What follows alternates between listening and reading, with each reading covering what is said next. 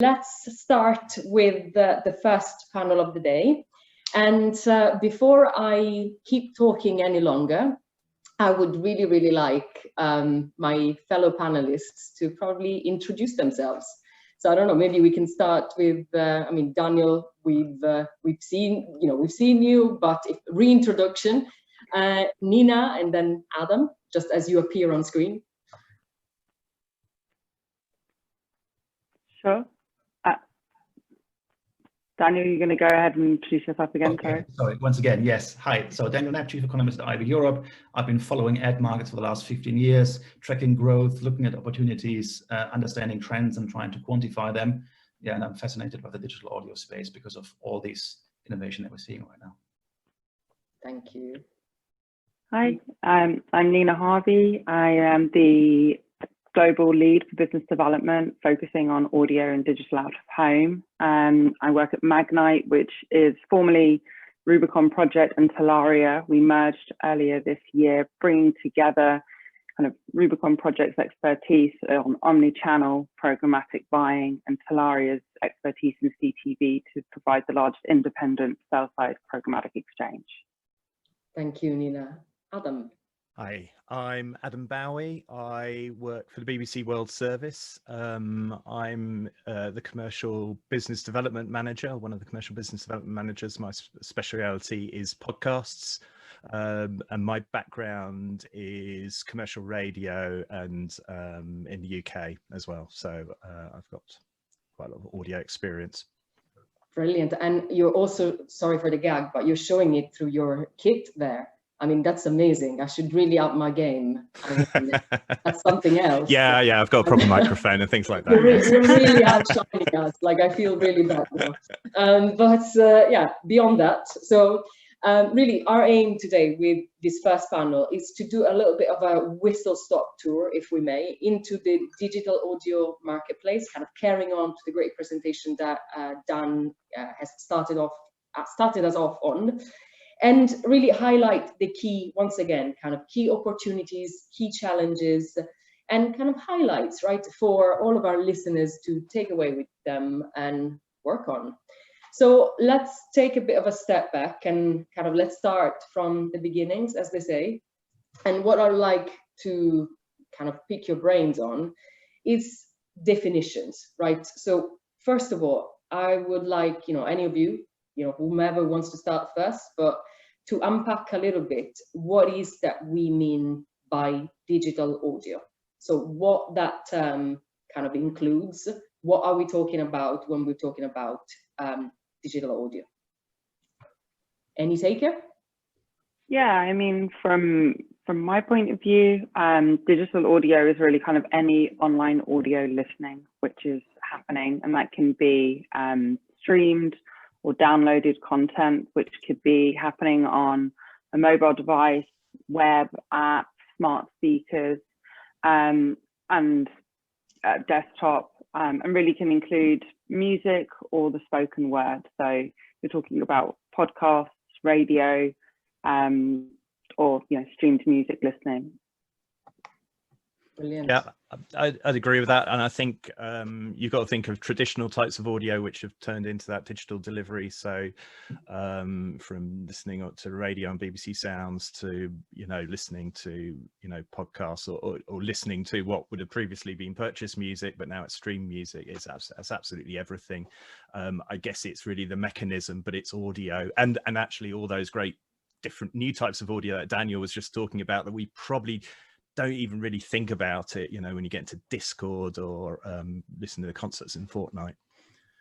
Yeah, this is in fact the point that I found most interesting, that we can, I think, easily underestimate the opportunity if we narrow our definitions too much. I mean, we could start digital audio, we could start with digital audio broadcasting, the kind of DAB standard, but I would say the stuff that we're talking about here is really all kind of IP delivered audio, everything that is going over the internet. And within that, increasingly, I think it's hard to unpack, or it will become harder to unpack, what is really pure play native audio and what is kind of audio mixed with other things. So if we look, for instance, at YouTube, it's a video platform, it's often used as a listening experience. people have the video running in the background, but it's actually the audio experience that they're after.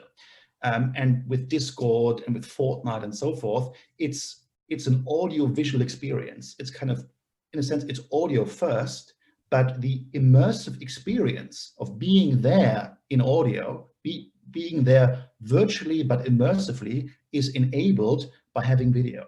And I think this is something really interesting, where usually in a nascent industry, when we have blurred definitions, it's an obstacle for the market. And I think conversely for audio, actually, or uniquely for audio, having these blurred definitions is actually an opportunity right now. That's a really good point. And that's exactly why we started off with this question. And that's why we're also starting, I mean, this is a bit of a sneak peek into the digital audio guide, but you know, the first section, as we did for the CTV one, is going to be very much around definitions.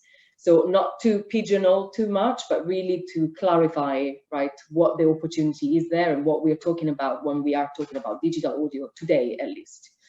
So if we move on a little bit into addressing, I mean, it wouldn't be, you know, a webinar held in today's time if we didn't go into talking a little bit about lockdown conditions, right? So lockdown conditions, and I think we've seen it in Daniel's presentation as well, have really catalyzed digital audio consumption. You know, I say it from someone from the industry, I say it as a consumer myself. And so I really would like to hear your experience, or, you know, a comment from you all around what kind of trends you've seen, and do you think that this upward trend that we've seen, right, in terms of consumption, you know, will continue? And I'd like you to distinguish a little bit, if you can, like in your answers, like the trends around consumption to the trends that you've seen in your job, right, around actually, you know, how much are we taking advantage of this upward trend in consumption? Like, is digital investment following that or not? So, Adam. Yeah, I mean, so I think a lot of people in podcasting were really worried at the beginning, because that sort of drive time period was such a big driver of actually not just that, that's radio, it's all kinds of things, right? That's that sort of dead hour you've got getting to and from work. And I think there was a little bit of a shift now downwards to begin with, but that changed quite quickly. Now, I've got to say, from a BBC perspective, we've got a lot of news, and people absolutely wanted news. We had record numbers from across digital audio. And actually that's been sustained. We saw, you know, the Global News podcast, which is our biggest sort of which is our daily news podcast, you know, that hit record numbers in March and then has carried on from there because people want news. But actually across other types, other genres of audio, that's continued because people have adjusted their days, their working conditions, and they're putting it in because I think people know they need their downtime, they need their entertainment. You know, maybe they're just going for a walk or going for a run or something, and they're putting a podcast on, or they're listening to the radio, or they're listening to Spotify, or whatever they're doing. You know, they're finding that space, I think, in what they're doing. And you know, in terms of investment, yeah, I think people absolutely see it, particularly amongst younger listeners, so that they're driving this, right? And what tends to happen is, you know, a few years later, older listeners come on board, and you know, from the BBC, we have to reach, you know, we collect a license fee in the UK, so we have to reach audiences. And we know that this is the way we're going to be reaching audiences in the future, you know, as linear radio is, you know, particularly sort of FM, DAB is maybe slightly more challenged. You know, it's driving that to online and into new ways of reaching people in some of these new types of audio. Can I just say, Adam, on what you said around the split between young and older audiences? I think especially in like what we're seeing on our side, and that kind of really much reflects what I'm capturing from older members of my family, is that actually it's quite a surge in terms of age from a listener's perspective. I think a little bit through kind of like fatigue, right? Like seeing or sight fatigue. Like it's, you know, now that everyone is a bit more comfortable around, you know, the channels available, how to access it and whatnot.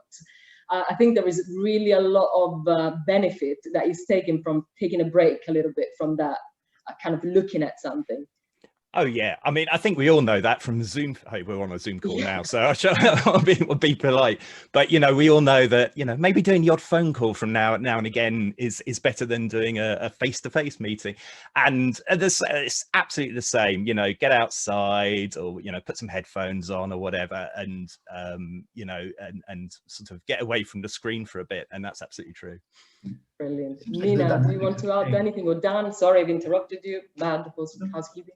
No, I think to what Adam said, the dynamics have changed. Everyone was worried that with the collapse of drive time there would be a collapse in consumption. But one trend is that the kind of peak audio consumption is happening later in the day, kind of around the late mornings, around 11, 12 right now, and not at 8 or 9.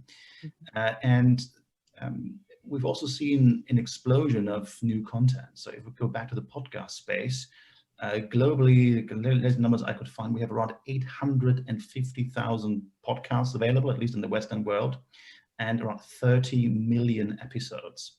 And with self-serve tools and people having time at their hands, they're sort of tinkering.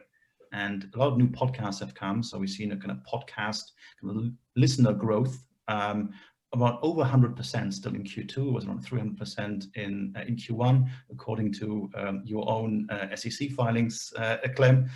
So there is continued growth even in the lockdown period, and of course creators are also listeners. And I think the kind of halo effect of the big brands, of the big ticket stars coming in, is really helping as well. Nina, would you like to add anything?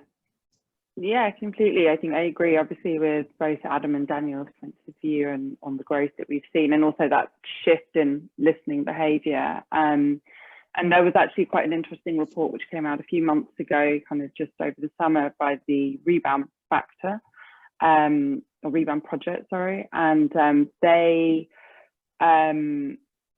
looked at audio listening across the EU markets. And actually, they also had the US in there. The US was the only market which didn't see a growth in podcast listening, but you actually saw across many of the markets like double-digit growth with regards to podcast consumption. The UK was at 21% increase, Germany 19%, Norway 14%. So you're seeing kind of across most of Europe these increase in podcast listening in comparison to pre-COVID times. So there definitely was, I think, an initial reaction of concern with both ad spend and as audiences adjusted to this new working from home environment, where we did see listening impacted.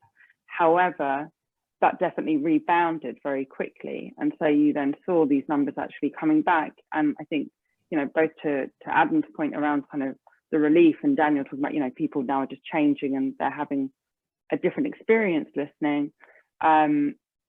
You're really seeing that come through within the numbers. And likewise, platforms again like Spotify, bringing together this podcast inventory into a listening experience which can include your music in the same place. You're seeing, your numbers again, to Daniel's kind of point that he mentioned, Daniel Ek, CEO, SEC filings, was that he's reported seeing 29% growth in podcast listening happening on Spotify, and your numbers have kind of got back to pre-COVID numbers, and now every day is considered a weekend listening, which is where you're seeing your peaks.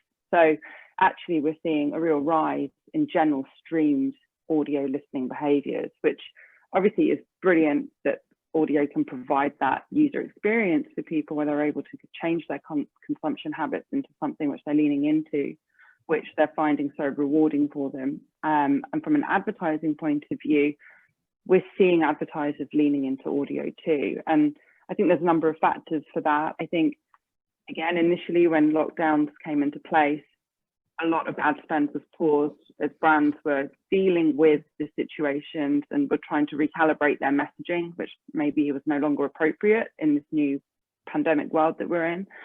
And then we saw the ad spend coming back in. Those campaigns weren't cancelled, they were just paused and recalibrated and then reactivated.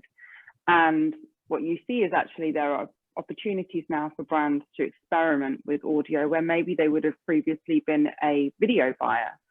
They're now actually thinking about, are the optics of my video creative, appropriate, or do I want to create a new video creative that includes people wearing masks or having to be socially distanced. Maybe there's something that I can do in audio which enables me to still deliver that message and have that connection with the particular, you know, audience segment that you're trying to reach, without me having to kind of maybe dampen it with bringing in kind of appropriate COVID pandemic creative elements into my campaign. And so you're seeing new advertisers starting to come into audio as a result of that. And then additionally, what's exciting is that we have seen on our platform an interest in not only new brands coming into audio, but also experimenting on buying in new environments, new platforms. And so smart speakers, for example, with more people being at home, we've seen campaigns being planned and executed, you know, programmatic guaranteed delivery mechanisms for those campaigns as well. So I think, you know, with any kind of crisis, there's always an opportunity for innovation, and it can force people to think outside the box from a creativity point of view. And so I think the ability for audio to provide that flexible environment, which is so valuable, has really been one of its strengths over the COVID period. Brilliant. And Nina, I think you've touched upon, and this is going to be, unfortunately, I do imagine Helen kind of pointing at me if we were in the same room saying, "Oh, time is almost up." So I'm going to cavalcade this point, you know, one of the points that you've raised, Nina, around opportunities, and especially kind of doing a bit of a segue and saying that, you know, one of the opportunities that we've been told, right, one of the feedback that we've received around, you know, the opportunity that audio brings, quoting you around kind of flexibility, is also from a creativity standpoint, right? It's, you know, unfortunately, I'm not a creative, you know, I'm not in the creative world, but it's a much quicker to put together and produce an audio ad than it is to perhaps do the kind of audio visual version, right, of a messaging. So that innately kind of brings the opportunity to really quickly experiment, right, and change and tweak in a much easier and which much less kind of like production work that other medium might bring. So before I kind of shut up, I would like to hear kind of Adam's and Dan's kind of view around, you know, do you want to add anything more to what Nina said around opportunities? And do you want to flag kind of agreeing or disagreeing with what Dan kind of raised? What the, you know, what can we do as an industry to make everyone more at ease in investing into this channel? Do we make go. I think the exciting thing is the range, and I think that Daniel was talking about maybe the volume hasn't, the investment hasn't kept up with the volume. What's really interesting is now there are so many niches. If you want to get people who are interested in yachting or I don't know, it's, you know, whatever kind of niche you're, you know, scuba diving or something, there's probably some podcasts or some digital audio that is absolutely super targeted at those people, and they are really paying attention and they're really enjoying it and deeply immersed in it. They're listening on headphones, so the messaging you're bringing is, you know, is as targeted as any other kind of media. And I think, you know, that's the great thing. And then on the other side, you've got these massive big name talents coming in, as we've talked about, which bring with them enormous audiences. And so you've got the bulk as well. So the exciting thing is, you know, that it's both ends of it. You know, if you're big brands and you want to reach lots of people, that's great. You can get on board with this stuff now. And if you're super targeted, again, great. And you've said, you know, as we've said, you know, audio advertising need not be expensive. I still think you need to put some time into it. I don't think it's like the last thing you do after you've just spent 3 months planning your multi-million-pound shoot. Oh, let's knock off the audio in an afternoon. Do put some effort into it, because, you know, great ads are just great ads and great audio. But yeah, that would be my thoughts. I think this effort to put in, I think it's key. It can be cheaper, it can be easier to experiment, but brands have operated in a primarily visual world for the last 50 years. And to really make audio fly, they need to think, how do I sound? What is my oral identity? You know, the jingle is the new logo. Do we get the right narrator, etc.? You know, casting the right voices. So I think a lot of the traditional radio expertise is actually incredibly valuable in this new world, because for audio to thrive, we need really experts of sound and the spoken word, which so far, just because how digital evolved as a visual medium, are maybe not that widespread. And one point is, despite all this excitement that we're having collectively, we always need to bear in mind we're really at day one of this industry. You know, the total display ad market in Europe, you know, banners, video, and social, and so forth, is around 30 billion euros. Audio is maybe 1% of that. So we are really at day one, and to ensure that we get more than this industry gets more than the experimental budgets, gets more than bets on a couple of marquee shows, which are still very US centric, we need to understand measurement, we need to understand attribution. At a certain budget threshold, the CMO needs to be armed to go back to the CFO and say, listen, this stuff really works at scale and we should invest more in it. Thanks, Dan. And I'd like to kind of conclude, unfortunately, we're kind of out of time, but with one question at least from our audience, which again is a nice segue into, so from what you just said, Dan, about, you know, measurement and, you know, how do we, you know, if you put your money in, how are you sure that it's working for you?